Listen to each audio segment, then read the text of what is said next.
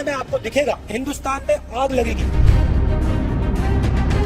2024 का चुनाव जीतने के लिए या लोगों में एक भय पैदा करने के लिए हमें डर है या हमें लगता है, हमें शंका है कि जो राम मंदिर का उद्घाटन होने जा रहा है अयोध्या, उस वक्त पूरे देश में से लोगों को बुलाकर ट्रेन छोड़कर किसी ऐसे एरिया में, ऐसे विभाग में ट्रेन पर पथराव किए जाएंगे, पत्थरों पर, ट्रेन के ऊपर आग के गोले छोड़े जाएंगे और पूरे देश में दंगे भड़काएंगे।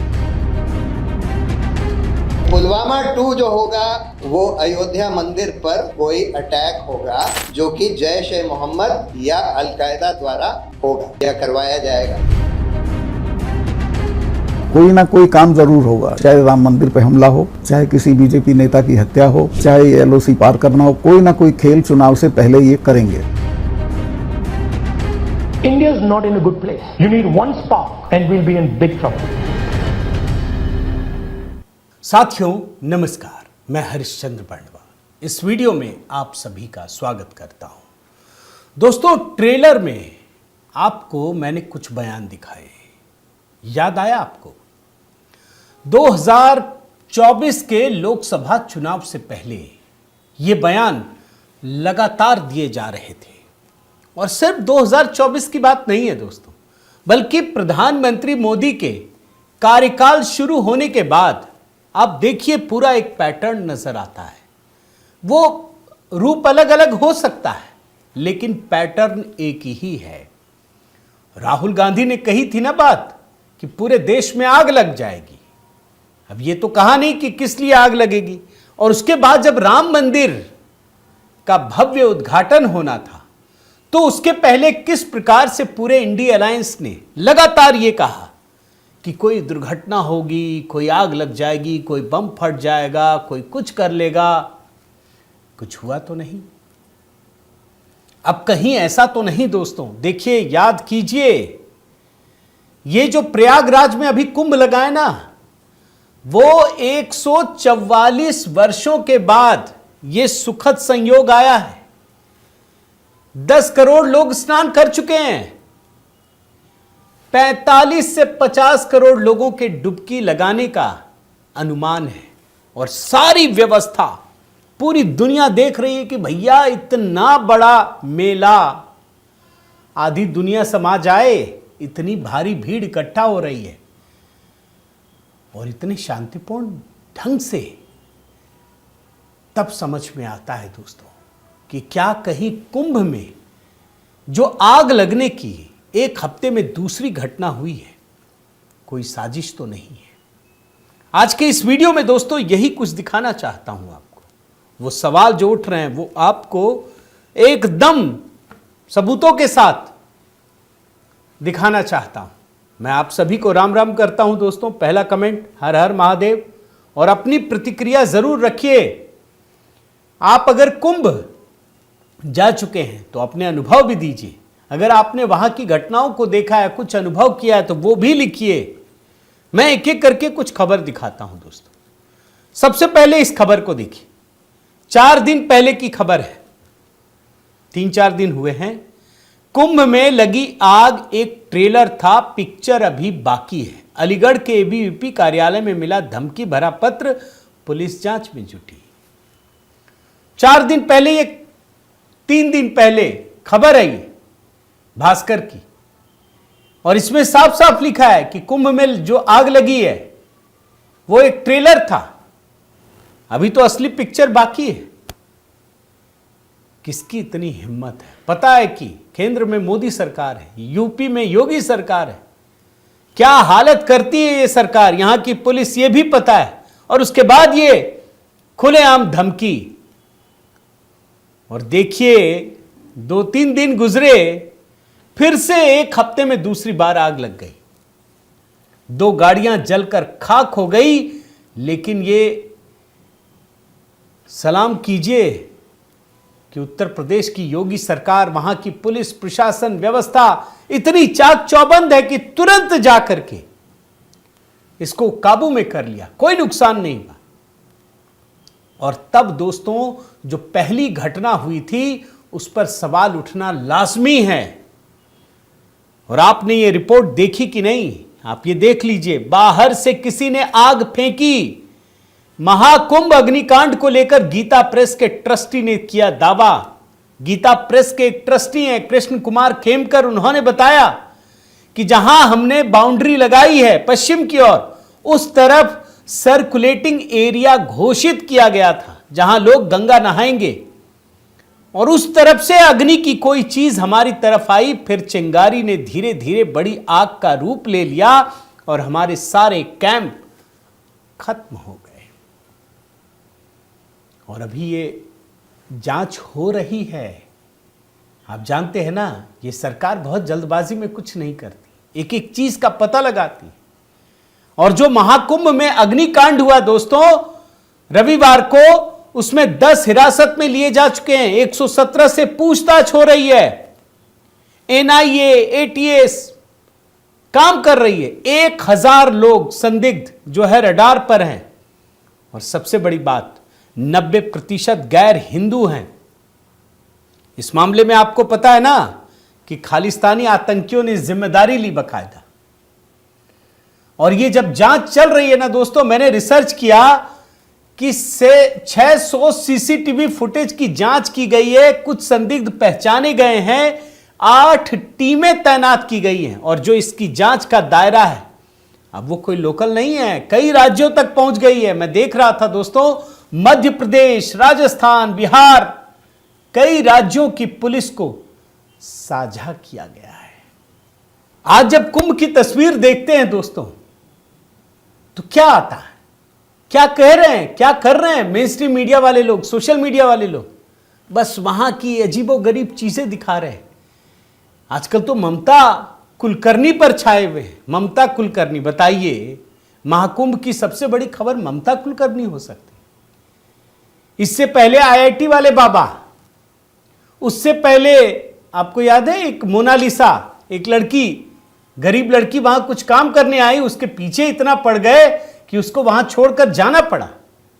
लेकिन महाकुंभ की असली तस्वीर कोई नहीं दिखा रहा कि भाई महाकुंभ में हो क्या रहा है, कैसे वहां हमारे सनातन संस्कृति की आध्यात्मिक प्रगति के मार्ग प्रशस्त होते हैं, कैसे वहां समीक्षा होती है अपने जीवन की, अपने आचरण की, अपनी संस्कृति, सभ्यता, तमाम चीजों की। कुछ नहीं। और वहां पर दोस्तों इस अग्निकांड की खबर तो किसी ने ढंग से दिखाई तक नहीं, ये मैं आपको बता रहा हूं। मैं आपको जरा खबर बताता हूं उस दिन का, और उसके कुछ आंकड़े आपके सामने रखना चाहता हूं। 19 जनवरी को आग लगी थी महाकुंभ मेले में, कई शिविर जलकर खाक हो गए थे। शाम 4:30 बजे आग लगने की घटना प्रशासन को मिली, और आप देखिए महज 15 मिनट में, मतलब 4:30 बजे आग लगी, 4:45 पर फायर ब्रिगेड की टीम घटनास्थल पर पहुंच गई और 5 बजे तक आग पर काबू पा लिया गया। लेकिन तब तक गीता प्रेस का पूरा शिविर खाक हो गया। ठाकुर जी की कुटिया, सभी किताबें, गीता प्रेस की 100 से ज्यादा कुटियां जलकर खाक हो गई दोस्तों। और संयोग से ठाकुर जी की कुटिया और संचालक जो कृष्ण कुमार खेमका हैं, उनकी कुटिया सुरक्षित बच गई, और 1 करोड़ से अधिक पुस्तकें भी बच गई। और मैं देख रहा था, अब इसे क्या कहेंगे, संयोग या प्रयोग, कि जिस समय यह आग की घटना हो रही थी ना, ठीक उसी समय मुख्यमंत्री योगी आदित्यनाथ घटनास्थल से कुछ दूर महाकुंभ में थे। तुरंत योगी वहां पहुंच गए, कोई हताहत नहीं हुआ। मुख्यमंत्री ने मौके का जायजा लिया, और जब उनको पता चला कि फायर ब्रिगेड की टीम पहुंचने वाली है, तो उन्होंने अपनी फ्लीट को रोक दिया कि जाने दो भैया, आग बुझ जाए कम से कम। लेकिन चंद मिनटों में ऐसी कौन सी आग लगी कि आग की लपटें 30 फुट ऊंची पहुंच रही थी, 280 कॉटेज जल गए। और तब मैंने दोस्तों ये प्रयास किया कि जरा ढूंढूं मीडिया वालों ने क्या क्या दिखाया, आग के कारण क्या क्या है।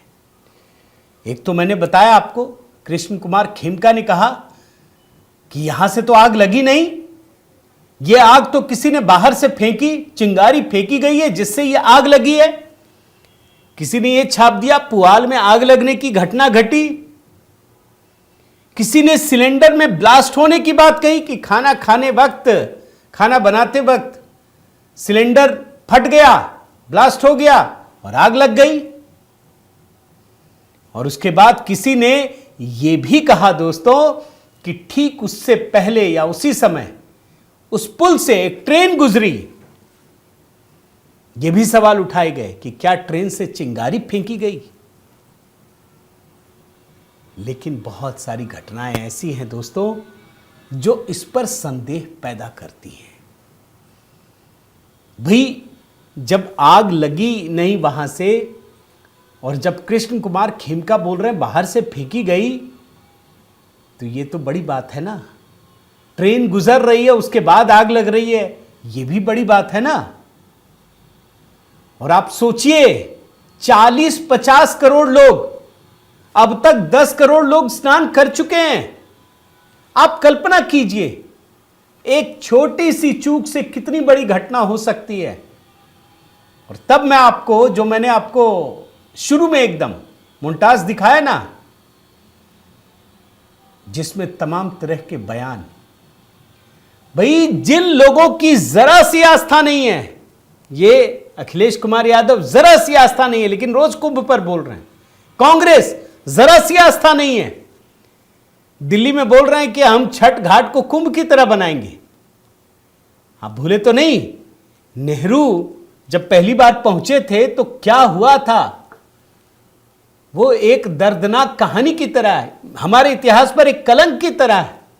और तब मुझे लगता है दोस्तों, वो जो शुरू में मैंने आपको ट्रेलर दिखाया, एक बार फिर से दिखाने का मन करता है कि आपको देखिए, सोचिए, कुंभ से जोड़िए और ये समझने का प्रयास कीजिए कि जो काम यहां पर हुआ है, जिस तरह की साजिश की बू आ रही है, क्या इसके पीछे कोई तैयारी तो नहीं की गई। एक बार फिर से वो दिखाना चाहता हूं, आप देखिए। आने वाले समय में आपको दिखेगा हिंदुस्तान में आग लगेगी।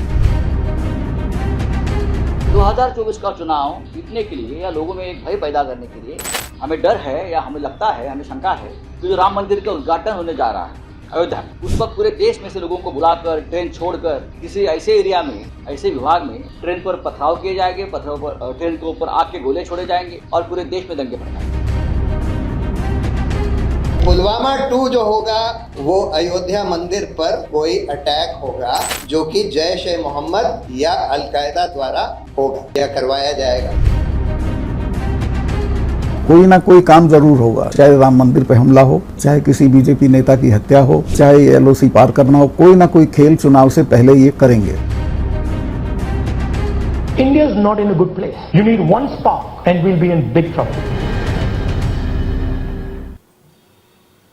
तो महाकुंभ जरूर जाइए दोस्तों, लेकिन इन बयानों को याद रखिए। महाकुंभ जरूर जाइए, आध्यात्मिक रास्ता है हमारा, सांस्कृतिक पहचान है हमारी, लेकिन सतर्क रहना जरूरी है, क्योंकि इस देश में एक बड़ा वर्ग ऐसा तैयार हो चुका है करीब 6-7 दशकों में, जिसको सरकारों ने पोषित पल्लवित किया है, जो सनातन से नफरत करने वाले लोग हैं बेइंतहा। वो खुद को कहेंगे सनातनी, लेकिन अंदर में जहर भरा है उनके। सतर्क रहना जरूरी है, मैं तो यही कहूंगा। जरूर जाइए, घूमिए फिरिए, देखिए, अपनी आध्यात्मिक यात्रा कीजिए, लेकिन सतर्क जरूर रहिए। तो ये कुंभ पर दोस्तों अभी तो मजिस्ट्रेट जांच के आदेश दे दिए गए हैं, देखिए क्या क्या निकलता है, तब शायद पता चलेगा। इसके अलावा दोस्तों दिल्ली चुनाव है तो आप जानते हैं कि HB मेलोडी पर मैंने एक नया गीत अपलोड किया है, चली दिल्ली, एक झलक उसकी भी दिखाना चाहता हूं, आइए देखिए।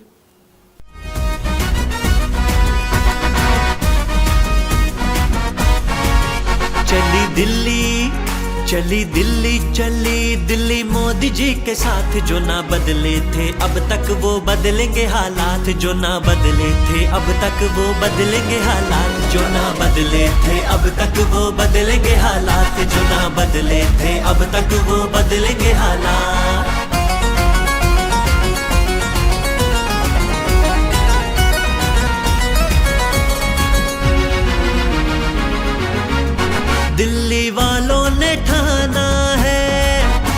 सवेरा लाना है, दिल्ली वालों ने ठाना।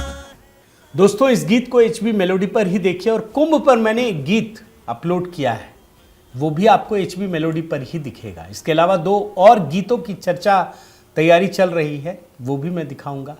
तो अपना प्रेम और स्नेह बनाए रखिए दोस्तों। अगर चैनल सब्सक्राइब नहीं किया है तो ज़रूर कीजिए, लाइक कीजिए, कमेंट कीजिए, बेल आइकन दबाइए। बहुत बहुत धन्यवाद। जय सिया राम।